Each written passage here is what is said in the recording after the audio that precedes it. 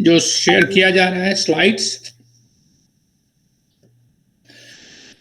तो अभी मैं सुन रहा था, नीलांजन ने बताया,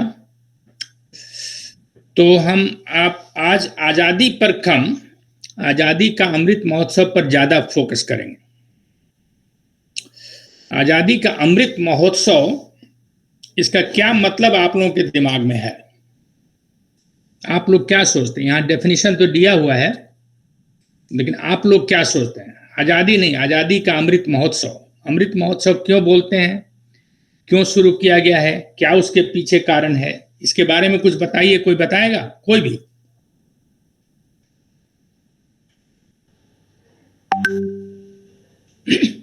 उर्मिला कुमारी, तुम बंद कर लो अपना वो।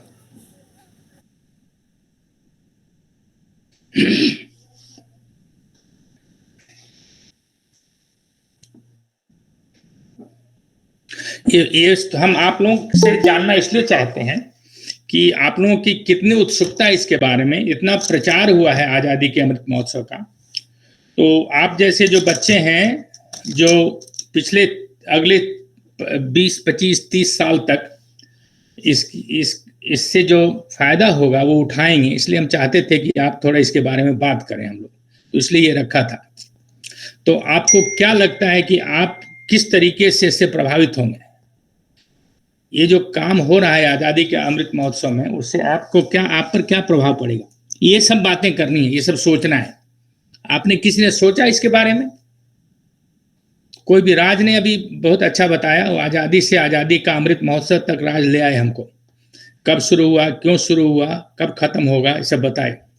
तो राज, तुमको क्या लगता है, या कोई भी क्या लगता है कि इसका क्या प्रभाव पड़ेगा, क्या फायदा होगा अगले 25-30 साल तक?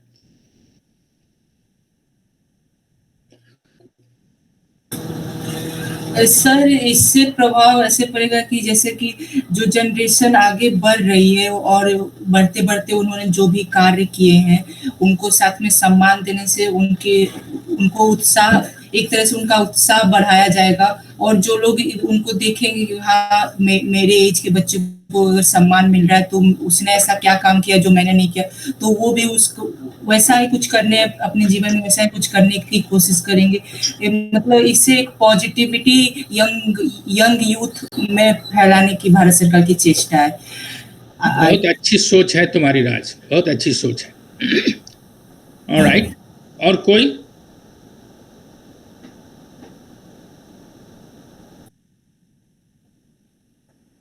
और तो मैं ऐसा करता हूं कि पहले थोड़ा सा प्रेम्बल आप लोगों को दे देता हूं, जो इसमें लिखा है उस पर, उसके आधार पर, तो आप लोगों को थोड़ा इसका अंदाज मिल जाएगा कि भारत सरकार की मंशा क्या थी। और 2-3 स्लाइड और हैं, तो उसमें थोड़ा सा क्लियर होगा, और उसके बाद फिर थोड़ी बातचीत करेंगे। तो what is the purpose of आजादी का अमृत महोत्सव, ये पहला टॉपिक है। आजादी का Amrit Mahotsav is a sequence of events. तो ऐसे मोदी जी ने या किसी ने कह दिया कि आजादी का अमृत महोत्सव है, क्या मतलब है उसका?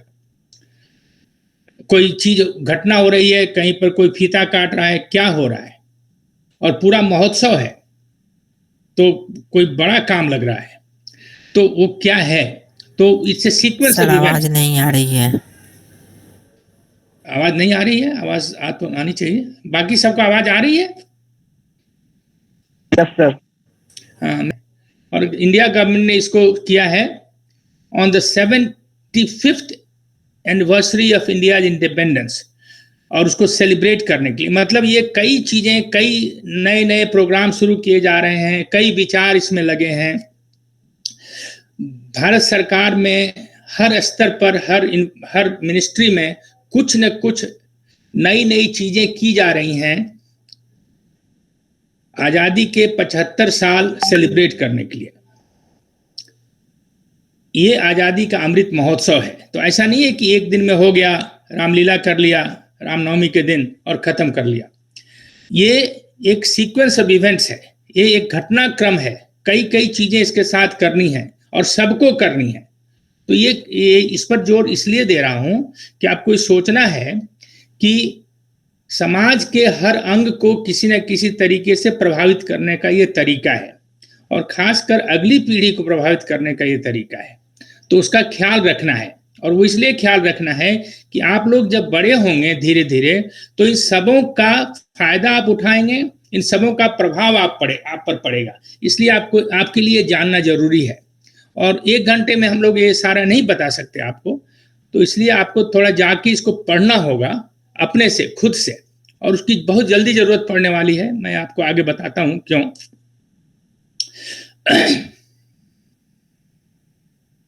इसमें एक लाइन है सबसे बाद में, द महोत्सव will be marked as a जन उत्सव इन द एसेंस ऑफ जन भागीदारी। तो ये जन जन का उत्सव है। जितने 135 140 करोड़ हम लोग भारतीय हैं, उसमें सबका ये उत्सव है। सब किसी न किसी तरीके से इससे प्रभावित होंगे, सब इसको सेलिब्रेट कर रहे हैं। 75 साल आजादी के हुए हैं। और जन भागीदारी, ओके, सो हर आदमी की भागीदारी इसमें होनी चाहिए। तो ये उद्देश्य को सामने रखते हुए इसकी कल्पना की गई थी, आजादी का अमृत महोत्सव की।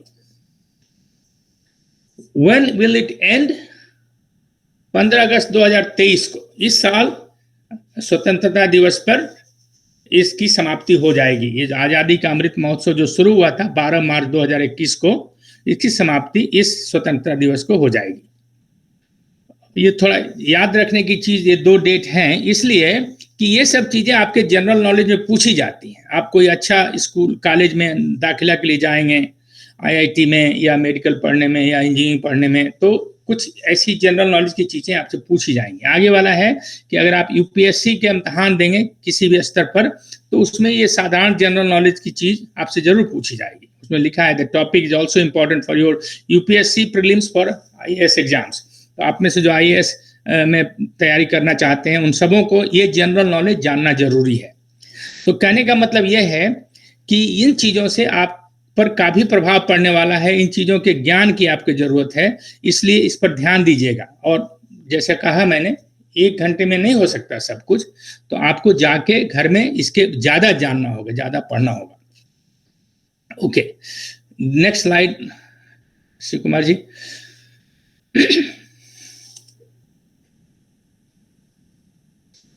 ओके, जो परिकल्पना है आजादी का अमृत महोत्सव की, तो आप सोचिए अगर आप कुछ ऐसा शुरू करने जा रहे हैं 1-1.5 साल के लिए, तो आपको सोचना होगा कि हम किस उद्देश्य से कर रहे हैं और उस उद्देश्य के क्या हिस्से हैं।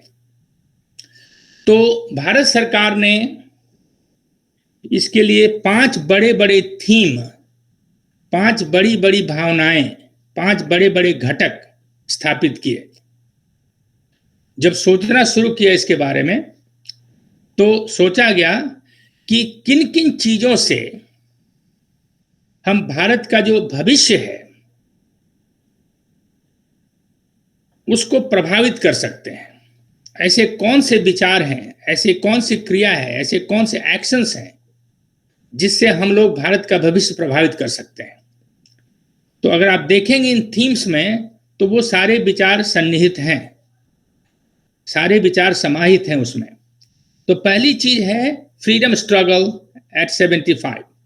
75 साल होने के बाद हम पर आजादी की लड़ाई जो थी, उसका क्या प्रभाव है, उसको हम लोग किस तरीके से उसका लाभ उठा रहे हैं, किस तरीके से हम फ्रीडम स्ट्रगल के जो हमारे सिपाही थे, जो आजादी के सैनिक थे, स्वतंत्रता सेनानी जिनको हम बोलते हैं, उनको हम किस तरीके से याद कर रहे हैं।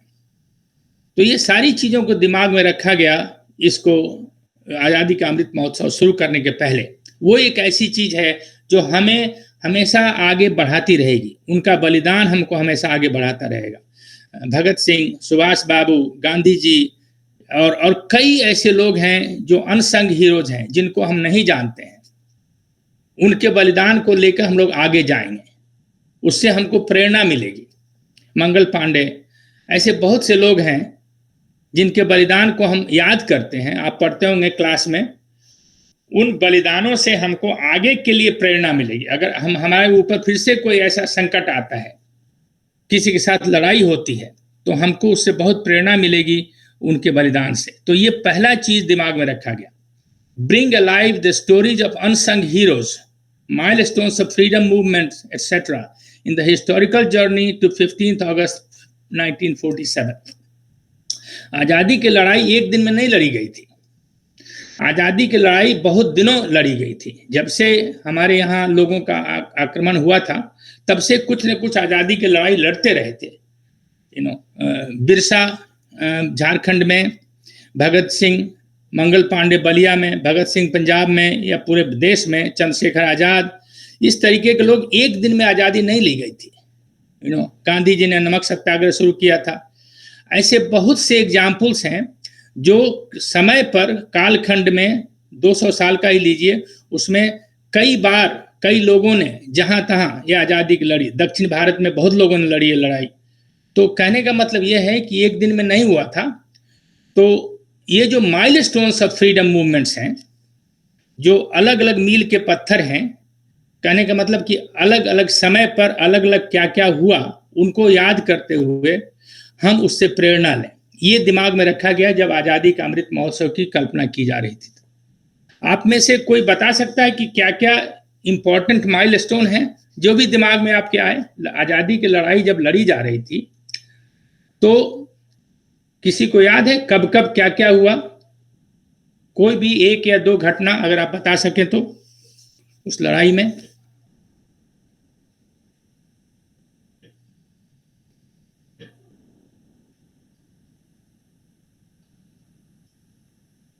नीलांजन ने एक घटना बताई थी। नीलांजन, याद है तुमने क्या बताया था?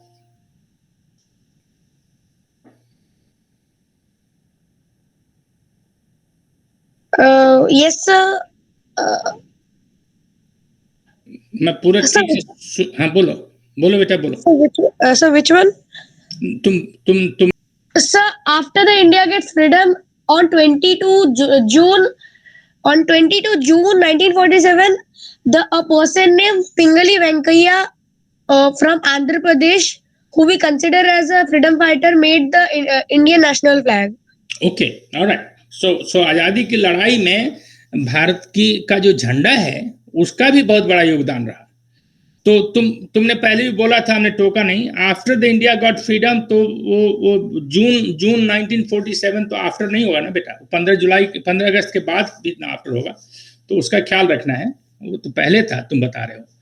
तो इस तरीके ये वो भी एक बड़ी कहानी है। अगर आप पढ़ेंगे तो भारत का झंडा तिरंगा किस तरीके से उसका क्रम बढ़ा है, किस तरीके से वो तिरंगा के रूप में आया है, वो समझने की बात है। उसको उसका एक अपना अलग इतिहास है, उसको पढ़िएगा। उसमें भी स्वतंत्रता के बलिदान की बड़ी कहानियां हैं। तो जरा उस पर ध्यान देके कभी पढ़िएगा कि तिरंगा तक हम कैसे पहुंचे हैं।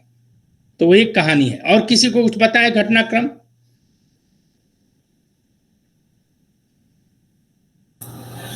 असहयोग आंदोलन सर। हाँ ठीक है, बोलो क्या जानते हो उसके बारे में बेटा आप? राज सर, असहयोग आंदोलन। हाँ ठीक है, असहयोग आंदोलन। असहयोग आंदोलन भी एक घटना थी आजादी की लड़ाई में, सही बात है। उसके बारे में कुछ कहना चाहते हो या बस बताना चाहते हो कि असहयोग आंदोलन था? सर, असहयोग आंदोलन में जो भारत के जितने भी लोग थे वो ब्रिटिश के नियम कानून को सहयोग नहीं दे रहे थे, मतलब उनका विरोध कर रहे थे। उनके भी जितने भी। Very good, very good. और उसमें बहुत से लोग लगे हुए थे, राइट? बहुत से लोग लगे हुए थे। और किसी को कुछ पता है? हाँ बोलो निभा। सर, मैं ये पूछ रही थी कि जब भगत सिंह को फांसी दी गई थी तो महात्मा गांधी ने उन्हें क्यों नहीं बचाए थे? अच्छा, वो दूसरा वो सवाल तुम्हारा ठीक है, और वो हम बाद में बात कर सकते हैं। लेकिन ये जो क्लास है ये आजादी का अमृत महोत्सव के बारे में है, तो हम उसके बारे में बात कर लेते हैं। तुम्हारे सवाल का जवाब कभी हम देंगे तुमको। Okay sir, okay.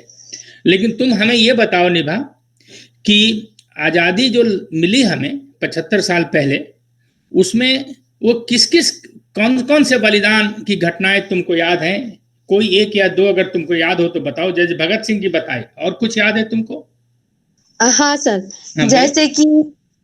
जैसे कि ये हुए सुभाष चंद्र बोस हुए, और ये हमारे जो ये थे, ये क्या कहते हैं, भगत सिंह थे, और ये पंडित जवाहरलाल नेहरू थे, सरदार वल्लभ भाई पटेल थे, ये सब भी थे। वो हमारे आजादी की लड़ाई में जो जिसके कारण हमें आजादी मिली थी। ओके। और तो भी काफी हाँ, महापुरुष थे। इसमें बहुत से लोग लगे हुए थे, तुम सही बता रही हो। और इस जितने नाम तुमने बताए वो भी थे। बहुत से लोग अनसंग हीरोज हैं इसमें। देखो तो एक शब्द आता है अनसंग हीरोज। अनसंग हीरोज का मतलब जिनके बारे में कोई सॉन्ग नहीं है, जिनके बारे में कोई गीत नहीं है, जिनको कोई जानता नहीं है। बहुत से लोग ऐसे हैं जो छुपे हुए हैं। हम बहुत कम ही लोगों को जानते हैं। भारत के हर कोने में लोग थे जिन्होंने किसी न किसी तरीके से बलिदान दिया है। मुझे याद है बिहार में छपरा में एक नगीना राय करके होते थे, खुदीराम बोस थे। ये नाम सब कुछ लोगों को याद होगा। खुदीराम बोस के नाम पर बहुत बड़ा चौक है मुजफ्फरपुर बिहार में।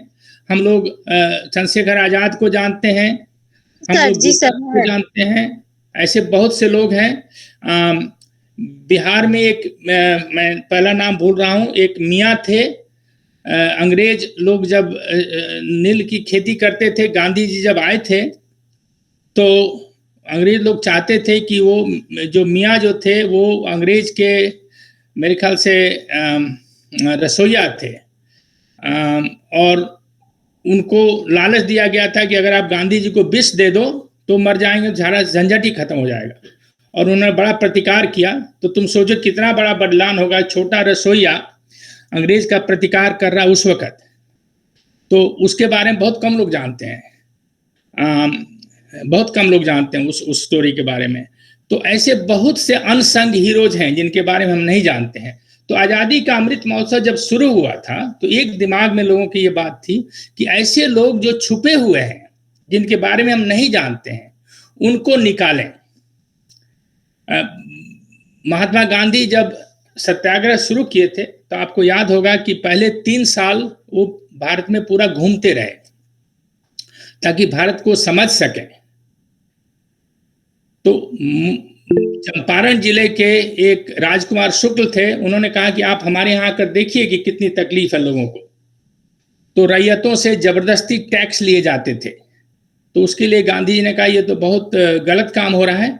तो उन्होंने बहुत से वकीलों को जुटाया और रैयतों की गवाही लेने लगे। और 8-10 हजार गवाहियां लेने के बाद 4-5 महीने तक गर्मी में बैठ के सारी गवाहियां लिखने के बाद उन्होंने सरकार को ज्ञापन सौंपा। और उसके आधार पर पहला एक्ट बना अक्टूबर 1, 1918 को शायद। तो ये सब घटनाएं जो हैं ये बहुत कम लोगों को पता है और धीरे धीरे ये भूलती जा रही हैं। तो आज़ादी का अमृत महोत्सव की कल्पना जब की गई थी सरकार द्वारा तो लोगों ने ये सोचा था कि ऐसी घटनाओं को जो लोगों को पता नहीं है हम ऊपर ले आएंगे। तो ये एक आज़ादी के अमृत महोत्सव का बहुत बड़ा थीम था और थीम है। हम आगे चलते हैं। इस पर कुछ और किसी को बोलना है कुछ? अभी जो हमने बताया आज़ादी का अमृत महोत्सव का पहला थीम। हाँ खुशबू बोलो। यस सर, आपने बिल्कुल ठीक कहा कि अनगिनत लोग हैं जो जिनका नाम शायद किसी ने सुना या जाना होगा। तो गांधी जी बाद में आए, उनको शायद इस सब बात की खबर नहीं थी। और उनको जब धक्का दिया गया ट्रेन से तभी उन्होंने कहा कि तू मुझे धक्का दे रहा ट्रेन से, मैं तुझे मैं अपने देश से ही तुमको भगा दूंगा। हाँ, तो वो यहाँ तो नहीं हुआ था, साउथ अफ्रीका में हुआ था। यहाँ हुआ था ये मुझे पता नहीं है, लेकिन साउथ अफ्रीका में ये घटना हुई थी और उससे उनके मन को बहुत तकलीफ पहुंची थी। और इसलिए उन्होंने ये सत्याग्रह साउथ अफ्रीका में पहले शुरू किया, फिर यहाँ शुरू किया भारत में। हाँ, और ऐसे बहुत से लोग हैं। तुमने सही कहा, वो एक ऐसी घटना है जिससे एक तरीके से मतलब भारत की स्वतंत्रता पर भी प्रभाव पड़ा। सुभाष बाबू की कहानी हम सभी जानते हैं। और कोई कुछ कहना चाहता है? खुशबू तुम और कुछ कहना चाहती हो या तुम्हारा हाथ ऐसे ऊपर उठा हुआ है? पहले मतलब झांसी की रानी के टाइम में ही 1857 में ही सभी जहां तक मुझे पता है 1857 में ही शायद ये लड़ाई स्टार्ट हो गई थी, अंग्रेजों से जंग। हाँ, सही बात है। वो हम लोग भूल गए हैं, झांसी की रानी को हम लोग भूलते जा रहे हैं। लेकिन वो सही बात है, उस वक्त से शुरू हुई थी। उस वक्त मंगल पांडे का बलिदान सबों को याद होगा। हम लोग जो बिहार यूपी के लोग हैं उनको ज़्यादा मालूम होगा, पढ़ाई जाती होगी सब चीज़ें। तो ऐसे बहुत से लोग हैं। और सही बात है, छोटे छोटे लोग हैं, बड़े बड़े लोग हैं जिनके बारे में पता नहीं था। तो मेरे कहने का मतलब यह है कि आज़ादी का अमृत महोत्सव की जो शुरुआत हुई तो इस चीज़ को मद्देनजर रखा हुआ, दिमाग में रखा गया था कि इसको राज बोल रहे हैं वीर कुंवर सिंह, सही बताया राज, तुमने एकदम सही बताया। वीर कुंवर सिंह को हम लोग भूलने लगे हैं। तो आज़ादी के अमृत महोत्सव की जब कल्पना हुई थी तो इन सब लोगों को, जैसे आप धीरे धीरे बता रहे हो तो मुझे भी याद आ रहा है, वीर कुंवर सिंह को कितने लोग जानते हैं? बिहार यूपी के अलावा बहुत कम लोग जानते हैं वीर कुंवर सिंह को। ऐसे ही कुछ लोग साउथ इंडिया में होंगे जिनको हम नॉर्थ इंडियन वाले नहीं जानते हैं। तो सरकार की कल्पना ये थी कि इस तरीके से जो छुपे हुए लोग हैं उनको ऊपर निकाला जाए और पूरे देश को बताया जाए। वीर कुंवर सिंह के बारे में केरला को बताया जाए, मद्रास को बताया जाए, और साउथ इंडिया के जो जो जो स्वतंत्रता सेनानी थे उनके बारे में नॉर्थ इंडियन लोगों को बताया जाए। तो इस तरीके से पूरे हिंदुस्तान के लोगों को, पूरे हिंदुस्तान के बलिदानियों के बारे में बताया जाए। ये एक थीम था इस अमृत महोत्सव का। दूसरे थीम पर चलते हैं, समय थोड़ा कम है। Ideas, programmes and events inspired by ideas and ideals that have shaped us and will guide us as we navigate through this period of Amrit Kaal. Okay, जो हमारे विचार हमेशा रहे हैं, जो हमारी अवधारणाएं रही हैं, उनके आधार पर हम आगे के 25 साल को कैसे स्थापित करें, उन विचारों से हम कैसे अपने को क्या शिक्षा लें और कैसे आगे बढ़ें। हमें तो पता नहीं था, लेकिन जब मैं थोड़ा पढ़ने लगा इसके बारे में तो अमृत काल का शब्द मेरे सामने आया, अमृत काल शब्द मेरे सामने आया। मुझे पता नहीं आप में से कितने लोग अमृत काल जानते हैं। अमृत महोत्सव के बारे में बड़ा कुछ हुआ कहा गया है। अमृत काल जो है वो अगले 25 साल का कालखंड है। और वो थोड़ा जोर दे के इसलिए बोल रहा हूं आप लोगों को कि आप में से करीब करीब सभी लोग उस अगले 25 साल में बड़े होंगे, अपना जिंदगी चलाएंगे, अपना परिवार पालेंगे और इन सभी चीजों का असर आप पर होगा। तो वो कालखंड आपके लिए बहुत ही महत्वपूर्ण है। और सरकार ने उस कालखंड की कल्पना की है कि उस 25 साल के कालखंड में हम अपने पुरखों से लेके अपनी धरोहर से जो हमें विचार मिले हैं उसके आधार पर उस 25 साल को हम निर्माण करेंगे। तो ये दिमाग में रखा गया था जब ये 5 थीम की कल्पना की जा रही थी आजादी के अमृत महोत्सव के बारे में। किसी ने हाथ उठाया था, मैं ठीक से देख नहीं पाया। हाँ राज बोलो। हाँ सर निर्मला सीतारमन ने ये बजट जब निकाला था तो तब उन्होंने ये घोषणा की थी कि अब भारत अमृत काल में प्रवेश करने जा रहा है, क्योंकि बजट भी बहुत बढ़ा दिया गया है भारत का और हर साल वो बढ़ता ही रहेगा कुछ % के इंक्रीजमेंट के साथ। बहुत अच्छे राज, बहुत अच्छे। मैंने देखा नहीं था और मुझे पता नहीं था, इसलिए ये जो क्लास हम लोग करते हैं ना, इसमें आप लोगों की भागीदारी बहुत जरूरी है। और अब राज के कहने से हमें भी पता चला और आप लोगों को भी पता चलेगा। तो आज़ादी का अमृत काल जो है वो आज़ादी का अमृत महोत्सव के आधार पर अमृत काल की स्थापना हुई है और उसके लिए विशेष कदम उठाए जा रहे हैं। जैसे अभी राज ने बताया कि जो हमारी फाइनेंस मिनिस्टर हैं निर्मला सीतारमन जी, उन्होंने बजट में खासकर इस कालखंड के लिए अगले 25 साल के लिए प्रावधान रखा है।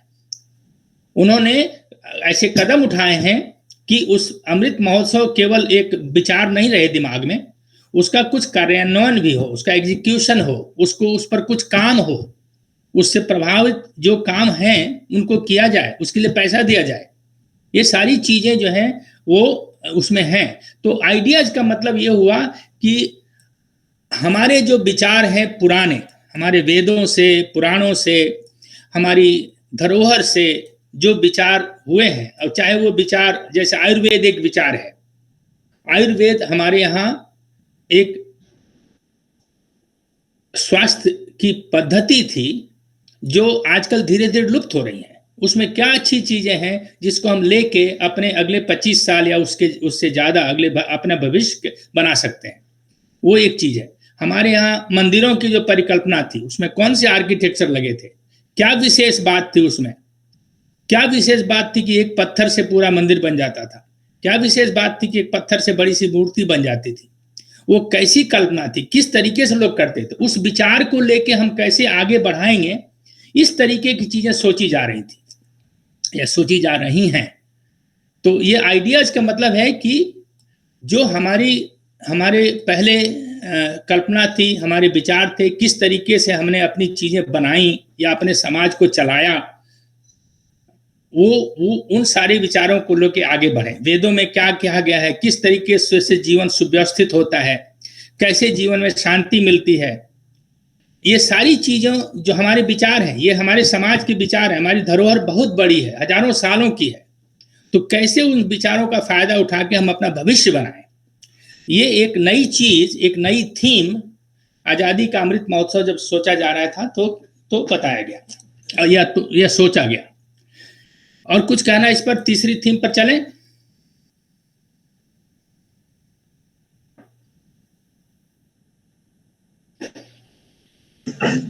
Yes sir. बोलिए खुशबू। नहीं सर, बस कुछ नहीं करना था। Okay, alright. सो तीसरी थीम है रिजॉल्व। रिजॉल्व का मतलब कि दृढ़ संकल्प।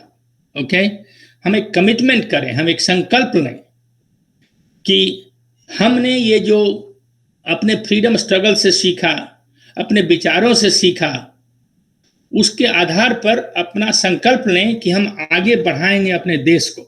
और हर आदमी संकल्प ले, हर व्यक्ति संकल्प ले। तो अगर आप पढ़ेंगे तो इसमें लिखा है collective resolve, collective resolve. Collective resolve का मतलब है कि हर आदमी कमिट करे, हर आदमी संकल्प ले। कलेक्टिव, हर आदमी एक सामूहिक तरीके से हम एक संकल्प लें कि हम भारत के भविष्य को सुधारेंगे। और वो भारत का भविष्य कैसे सुधारेंगे? अपने पुराने विचारों से, अपने फ्रीडम स्ट्रगल से प्रेरणा लेकर, और आगे की चीजें जो हम धीरे धीरे सीख रहे हैं उससे। तो आगे है इसमें, the journey to 2047 requires each one of us to rise up and play our part as individuals, groups, civil society, institution and governance. कहने का मतलब यह है कि 2047 तक जो 100 साल हो जाएंगे आज़ादी के, तो अभी 75 से 100 साल का जो अमृत काल लोगों ने स्थापित किया है, उस अमृत काल में हम एक दृढ़ संकल्प लें कि हम पुराने विचारों से, अपनी आज़ादी की लड़ाई से प्रेरणा लेकर और नई टेक्नोलॉजी के आधार पर हम भारत को आगे बढ़ाएंगे। ये एक संकल्प लें। तो कहने का मतलब यह है कि ये तीसरा थीम जो है, आज़ादी का अमृत महोत्सव जब सोचा जा रहा था, तो एक तीसरा थीम सोचा गया, अपना फ्रीडम स्ट्रगल, अपने आइडियाज, और अब एक दृढ़ संकल्प। ये तीसरी थीम है कि किस तरीके से दृढ़ संकल्प लेकर हम कार्यान्वित करें उसको। तो उसके बारे में स्पष्ट कदम उठाए गए हैं। उसके बारे में फिर कभी हम बात करेंगे, इतना समय नहीं है, लेकिन वो आप जब जाके पढ़िएगा इसके बारे में तो आपको पता चलेगा कि वो दृढ़ संकल्प की कल्पना तो है, लेकिन उसको कैसे किया जा रहा है वो आप देखेंगे। तो उसमें सभी इन्वॉल्व हैं, चाहे व्यक्ति हो, समाज हो, या सरकारी महकमे हो, किस तरीके से क्या काम वो कर रहे हैं कि वो दृढ़ संकल्प कार्यान्वित हो। ओके, और कोई बात है इस पर? नहीं तो दूसरे स्लाइड पर जाएंगे हम। ऑलराइट,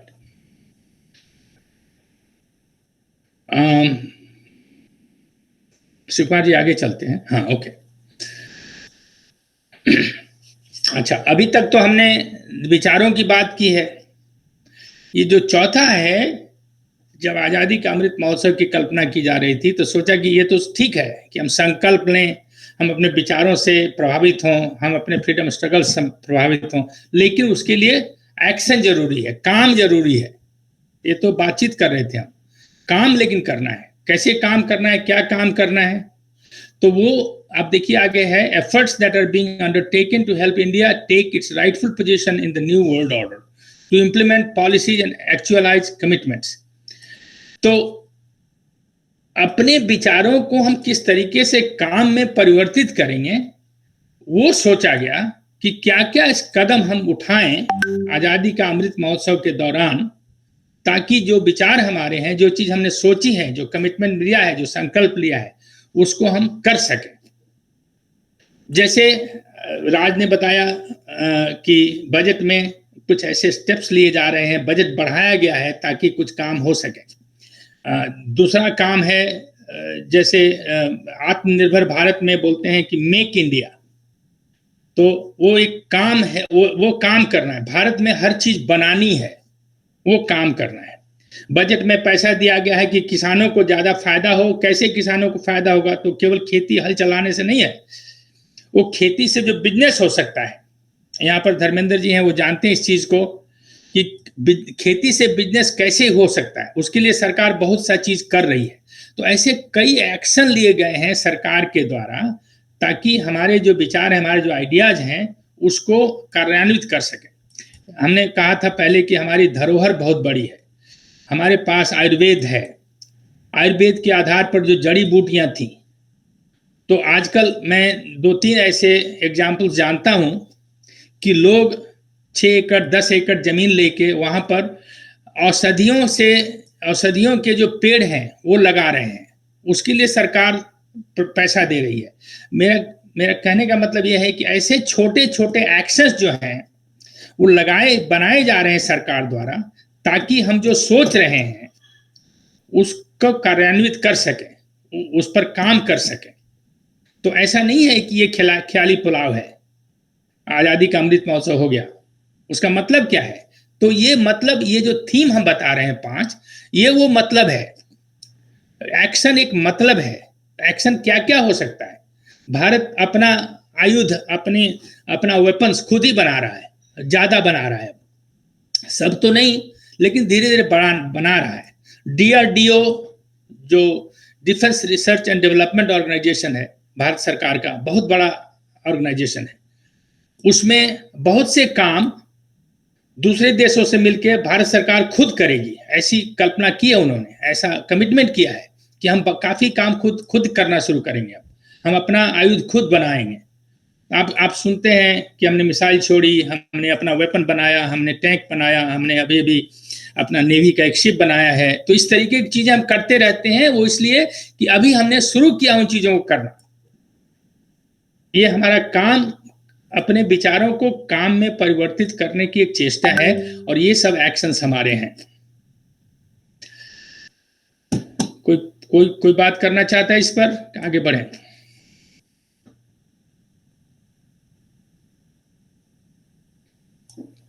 ऑलराइट, तो ये हमारे एक्शंस हैं। आप सब चुप हो। मैं ये थीम खत्म करके फिर आपको कहूंगा बोलने को। तो 5वां थीम है अचीवमेंट। तो ये सब हमने किया, अपने विचार, अपने प्रेरणा, अपनी लड़ाई, आज़ादी की लड़ाई से प्रेरणा ली, उसको कार्यान्वित किया, संकल्प किया। लेकिन वो सब कैसे पता चलेगा कि उसका फायदा हो रहा है, तो हमें अचीवमेंट्स अपने शोकेस करने पड़ेंगे। जो हमने किया है उसको दुनिया को दिखाना पड़ेगा, ताकि दुनिया को पता चले।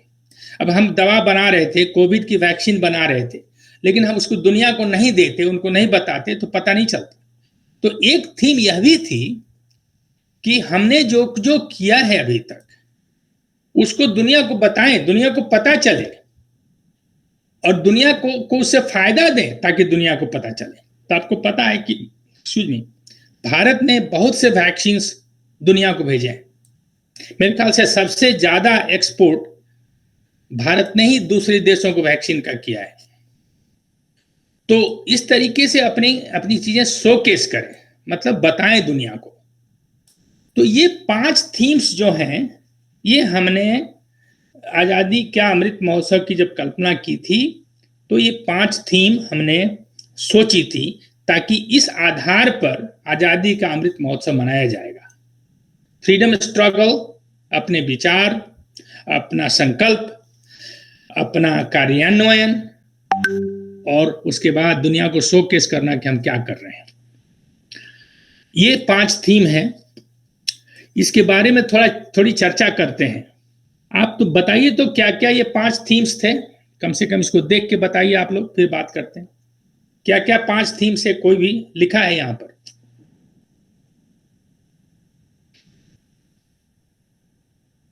आप खुद नहीं बोलोगे तो नाम बोलूंगा, मैं पूछूंगा आपसे। एकता हमारे लिए बड़ी जरूरी है। आप जानते हैं कि चूंकि हम लोग इतने बहुआयामी हैं, हमारे कई धर्म हैं देश में, इतने प्रांत हैं, कई भाषाएं हैं, इसमें किसी भी एक कारण से ये देश अलग हो सकता है, देश बन सकता है। तो हमारा देश एकजुट है, इसके पीछे जरूर कोई ना कोई कारण रहा होगा इतने दिनों से। यूरोप देखिए, यूरोप भारत जैसा है।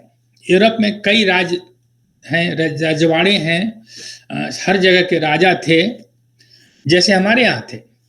तो हम लोग 500 अलग अलग राज्य हो सकते थे, लेकिन लोगों ने एक कल्पना की आजादी के बाद कि नहीं, हमारा देश एक होगा और प्रजातंत्र होगा। लेकिन वो बड़ा कठिन काम है, सबको मिला के रखना। आजकल आप देखते हैं कि कोई खालिस्तान अलग बनाने की कोशिश कर रहा है, कोई कश्मीर अलग बनाने की कोशिश कर रहा है। तो इस तरीके से हमारी एकता को तोड़ने की बात बहुत होती है। तो आजादी का अमृत महोत्सव में एक चीज रखा गया कि हमारे 5 प्राणों में एक प्राण ये जरूर होना चाहिए कि हमारी एकता बनी रहे, चाहे जो हो जाए। तो इसीलिए उस एकता की जो थीम है वो रखना ज्यादा जरूरी है, उसको हमें हमेशा याद रखना चाहिए। और वो एक प्राण है, वो एक आधारशिला है जिसके आधार पर हम आजादी का अमृत महोत्सव मना सकते हैं। और आजादी के अमृत महोत्सव से जो एक्शंस होंगे, जो उस परिकल्पना से जो फायदे होंगे नई पीढ़ी को, उसको उठा सकते हैं। तो बिना एकता का वो नहीं हो पाएगा, हमें एक होना होगा। तो वो एक 5 प्राणों में एक प्राण वो है। और जो अंतिम प्राण है वो है कि जो नागरिक हैं उनमें अपने कर्तव्य के प्रति निष्ठा हो, चाहे वो कर्तव्य कुछ भी हो। अगर आप किसान हैं तो सुबह उठ के आपको अपना खेत में काम करने जाना है। अगर आप कर्मचारी हैं तो आपको समय पर काम करने जाना है। तो इस तरीके से विद्यार्थी हैं तो आपको पढ़ाई करने जाना है। तो हमारे पास सेंस ऑफ ड्यूटी होनी चाहिए, खाली लग्गी से बात टारने वाली बात नहीं होनी चाहिए। 1 बजे डिनर बंद हो जाता है। ठीक है, तो कहने का मतलब ये है कि हमारे पास इस बात का पक्का अपने पर यकीन करवाना होगा कि हम अपने कर्तव्य के प्रति निष्ठा रखें, क्योंकि वो असली चीज है। अगर वो नहीं होगा तो हर चीज टूट जाएगी।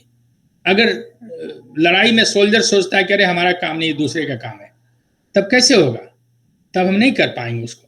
अगर हम चाहेंगे कि अच्छा ठीक है लड़ाई कर लेते हैं, हमारा राज्य हो जाएगा, उनका राज्य हो जाएगा, यूनिटी नहीं रख पाएंगे, तो ये आजादी के अमृत महोत्सव का कोई मतलब नहीं रहेगा। तो इसलिए इन चीजों को ध्यान में रख के इस अमृत महोत्सव की कल्पना की गई थी।